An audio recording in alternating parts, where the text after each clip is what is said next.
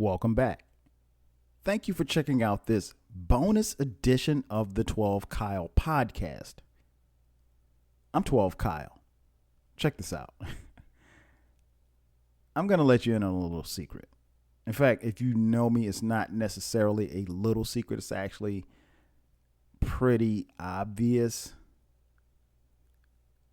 When it comes to hip hop and rap, I'm not a fan of guest features. Or should I say, I'm not a fan of a bunch of guest features. If you had a chance to check out the podcast that me and my man Eclectic did, it was on the 25 greatest guest feature versus a list that came out on this website, this hip hop website, and he and I broke it down basically.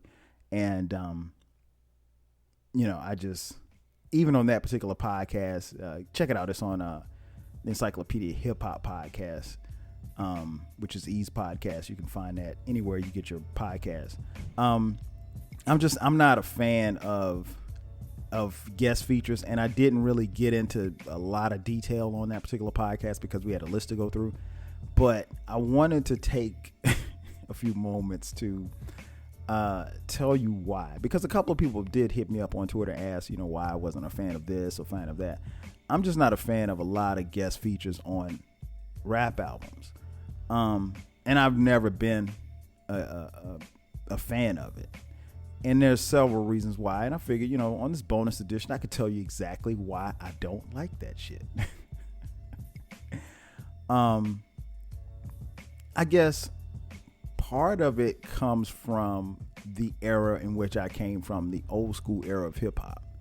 And in the old school, my thoughts were, kind of very similar to a lot of people from the old school era, is that, for one,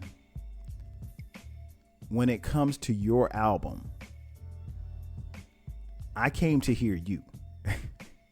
I don't care about hearing about anybody else. And that sounds simple, but it's actually, it actually makes sense when you think about it. I mean, because if you came to, let's say that there's a new 12 Kyle album coming out. Your man 12 Kyle has a hip hop album coming out, and you hear about it. You're going to want to hear me. Now, if I said, okay, yeah, there's a new 12 Kyle album coming out, and it's 12 tracks, and of the 12 tracks, 10 will have guest features. The reality is that's not a 12 Kyle album. It's a compilation. It's a soundtrack. It's not my album. And I think a lot of times in today's hip hop game, rap game, that's what is being pushed as an album, but it can't be a solo album if you've got a gazillion guest features on it. But yeah, my first thought is like, yeah, I came to hear you. I don't want to hear nobody else. Or I'm not necessarily opposed to hearing someone else, but it needs to be few and far between. That idea of having a bunch of people on your album doesn't make it sound like it's authentically your album. It makes it sound like the album belongs to everybody. And that's not the case. Another thing, like from the old school era of thought and process, you really didn't do a lot of music outside of your crew. So like, let's use like Run DMC, right? Arguably one of the greatest hip hop groups of all time. There weren't going to be a lot of guest features on any of their albums because one, you came to hear Run DMC. You didn't come here to listen to Run DMC and Friends. So, like,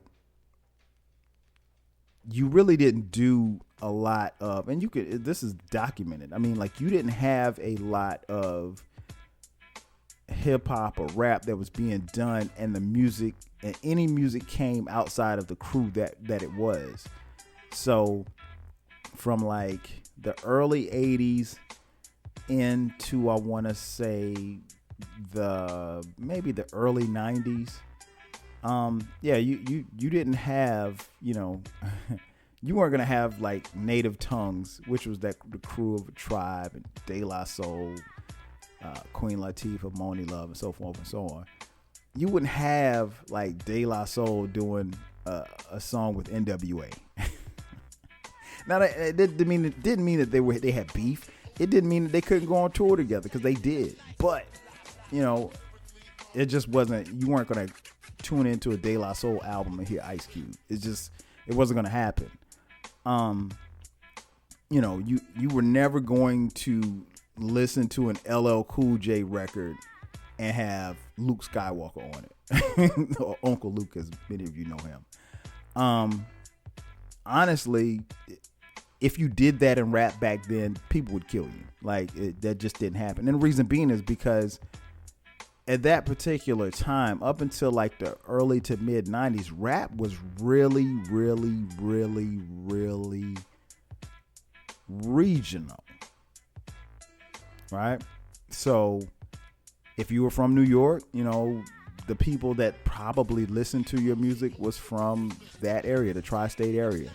If you were from LA, the people that primarily listened to your music was, the people in California.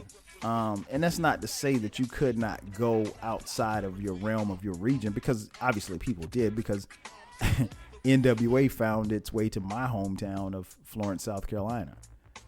That being said, but NWA didn't make an album for the homies in Florence. They made an album that sounded like Compton, or sounded like, Watts, or wherever. But yeah, cats really didn't work with dudes outside of their region until like the mid to late 90s. East and West started to collab. Probably more after the East Coast, the quote unquote East Coast, West Coast beef. And y'all know how I feel about that term. The North MCs and the Southern MCs, it wasn't until like the mid to late 90s that they even collabed. I mean, like, you would have never heard, like I said, Luke on a damn LL record or a Public Enemy record.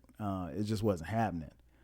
Like, I remember Outkast doing Skew It on the Barbie with Raekwon. Like, that was pivotal, I think, in bridging the gap between the South and the North. But honestly, and another thing about the old school, like, I'm going to state the obvious, but there really weren't a lot of guest features, because especially in the old school, rap was so competitive that, to be honest, you didn't want somebody getting on your own joint and tearing you up. You know what I'm saying? You didn't want somebody to out rap you on your album, on your song. And that's like one of the most, and I hear younger hip hop fans that I speak with and tweet with all the time, they talk about this all the time. They're like, yo, man, did you hear Drake on that, I don't know, Lil Johnny's album? Man, Drake killed it. And so it becomes about Drake and not Lil Johnny. Whoever Lil Johnny is. But you get my point. So no, I would never want there to be a 12 Kyle album and Eclectic gets on my album, because E gonna be on my album. I would never want Eclectic to get on my album and out rap me on my own album. and I think we're good enough friends to where I probably fight him if that ever happened. Personally, he would never out rap me, but that's another story for another day. but yeah, it didn't happen. I mean, and that's pretty obvious. Uh, Another thing about guest features is that there was a time when you started seeing more guest features on albums and things of that nature where it was about being in the studio.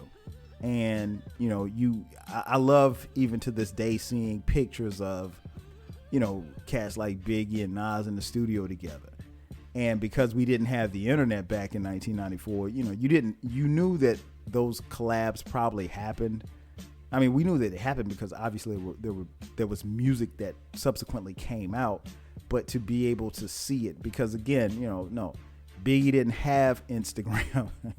Biggie didn't have an Instagram account in 1994, so we couldn't see who he was in the studio with. We couldn't see who he was smoking with or who he was gambling with or where he was traveling to. So, a lot of the stuff we found out about years later. But yeah, being in the studio and just kind of vibing with each other, cats smoking and drinking or whatever the case was, as opposed to now, obviously with technology, you can do a song and never meet the person. Just send an email. Hey, I want you on this track. Here's the beat. Boom, boom, boom. Okay, got it. Send it back 2 days later. Here's my version, and that's it. And then they cut and paste and put it together. It's mixed and engineered, and next thing you know, you've got a song with these two artists on an album, and they never met at all. They never spent time in the studio. They never had any time to vibe, build, or get to know each other.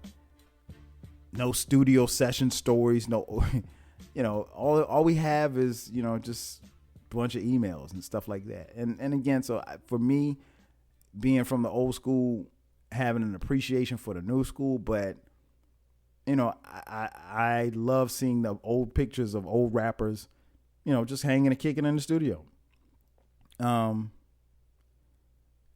Another thing about guest features,